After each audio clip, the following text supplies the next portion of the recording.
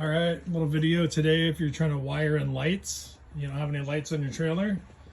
Situation here is I have a 7 plug on the truck and I have a 4-wire flat on the trailer. So I don't have any tail lights and my adapter didn't work.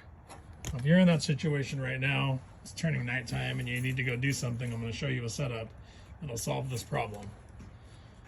You have 4 wires right here, and your white is your ground wire. Your brown is your running light. This yellow and this green one could be turn signals or hazards.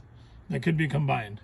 But if you take the simple setup, you take this little alligator clip and plug it into your ground and ground it to a battery on your ground, then take the brown wire and clip onto your brown wire onto the positive, you'll have actually running lights. So maybe I don't have brake lights and maybe I don't have turn signals, but at least I'll be able to go down the road now and people will at least be able to see the trailer. So hopefully you find this helpful. If you're wondering, it's not that complicated. You just take this battery and hook it up like that and you're good to go.